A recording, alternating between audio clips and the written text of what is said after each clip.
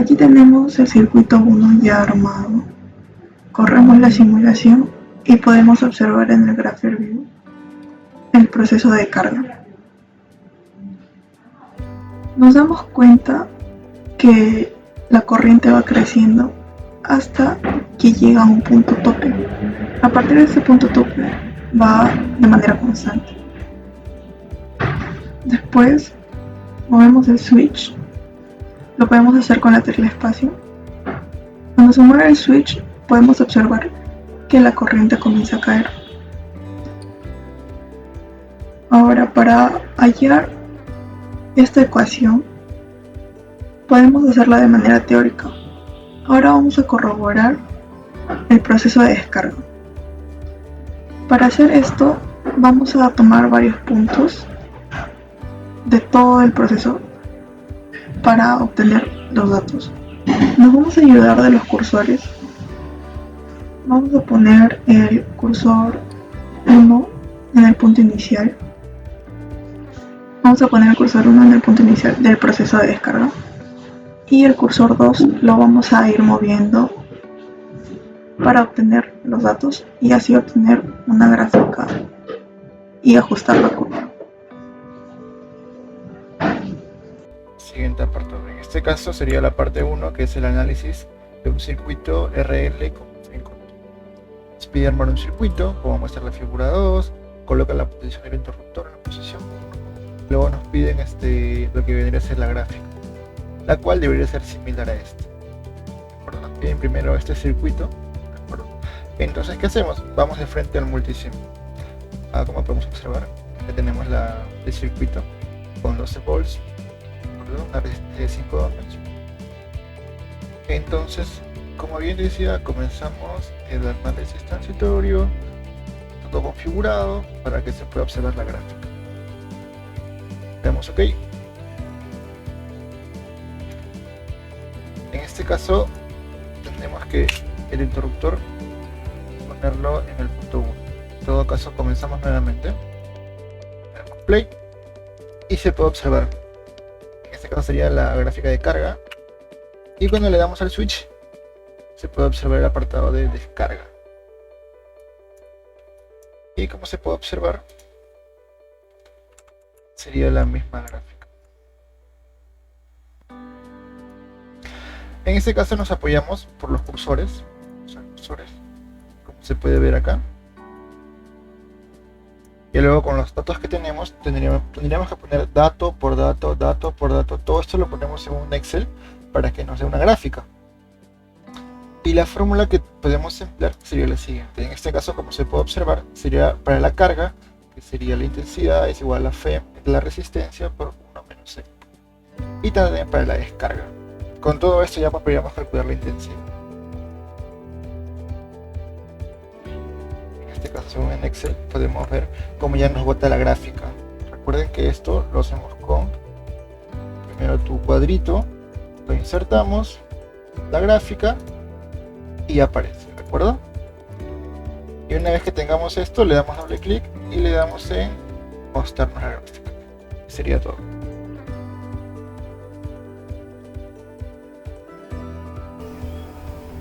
Continuando con nuestro laboratorio número 4, vamos a analizar el sistema RLC con señal directa.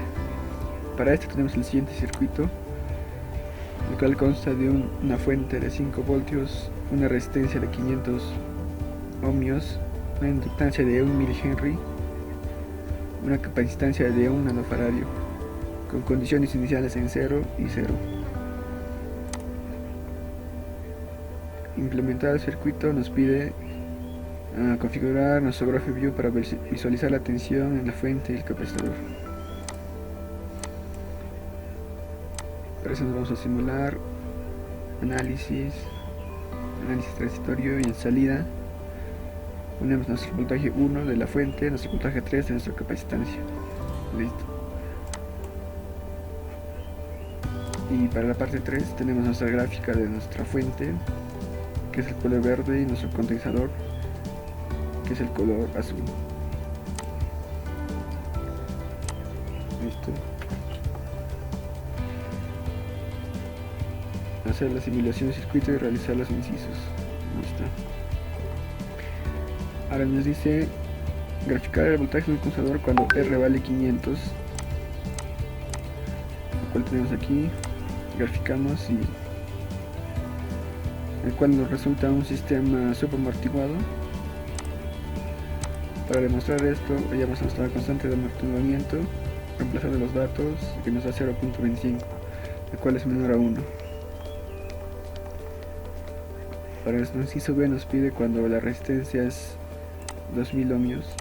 Cambiamos esto, menos 2000, ejecutamos y nos da una gráfica, ¿no?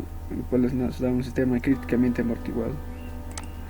Demostrando esto con nuestra constante de amortiguamiento, reemplazando los datos nos da que es igual a 1. Para el inciso 3 nos dice que nuestra resistencia debe valer 5000 ohmios. Cambiamos el dato. Listo. Ejecutamos y nos da la gráfica, que nos resulta un sistema sobreamortiguado. Para esto hallamos nuestra constante de amortiguamiento. Reemplazando los datos nos resulta 2,5. Listo, esto es todo. Y para nuestro inciso D tenemos las tres gráficas, ¿no? Lo que se muestra aquí: un sistema subamortiguado, un sistema críticamente amortiguado y un sistema sobreamortiguado. Todo esto es igual a la fuente, la cual tenemos en la última gráfica. Nuestra fuente, la gráfica de color amarillo, que sigue la misma tendencia. Listo, para la segunda parte mi compañero continuará. Vamos con la tercera parte del experimento oscilaciones con fuente de señal cuadrada, que nos dice que armemos el circuito como se describe en la figura 3, y configurar el generador de funciones a 4 voltios y en señal cuadrada. Entonces procedemos a realizarlo en el simulador multisim. Ya realizado el circuito en el simulador multisim, rellenamos las resistencias, la inductancia y la capacitancia con los datos ya dados por el experimento. Y en el generador de funciones lo ponemos en una amplitud de 4 voltios, como nos decía, y una forma de onda cuadrada, y la frecuencia de 200 Hz, que eso podemos responder con la pregunta número 8. La pregunta número 8 de la guía nos dice: justifica el valor tomado de la frecuencia del generador de funciones. Donde acá lo tenemos, que a partir de los problemas anteriores hallamos la frecuencia con la siguiente fórmula: la frecuencia es igual a 1 entre la raíz de la inductancia por la capacitancia, y reemplazando con los datos ya dados, lo reemplazamos y nos hallaríamos una frecuencia de 200 Hz. Siguiendo con el simulador multisim, la pregunta 9 nos pide generar las gráficas por los voltajes a través del tiempo, por lo que procedemos a generar las gráficas simulándolo para los voltajes 1, 2 y 3, y le damos a Run y nos estaría quedando así las gráficas de los voltajes a través del tiempo para oscilaciones con fuente de señal cuadrada. Para las preguntas adicionales nos dice que se genere la gráfica de la corriente que atraviesa cada resistor. Dibujando el circuito vamos a poder determinar que en todo el circuito va a pasar una corriente I, y en esta rama se va a dividir en I1 e I2. Por R1 va a pasar I1 y por R2 I2, y va a ser igual a I1 más I2. Luego, como están en paralelo, acá va a haber un voltaje B y un voltaje B en R2 también. Para la corriente I1 se determina que el voltaje va a ser igual a I1 por la resistencia 1. Reemplazando los valores, va a salir una intensidad de corriente de 0.4 amperios para un tiempo constante. Luego, para la corriente I2, sumando la diferencia de voltajes, que va a ser igual a 0, reemplazando y resolviendo las integrales, se va a hallar una fórmula para la intensidad de corriente con respecto al tiempo, que va a ser esta.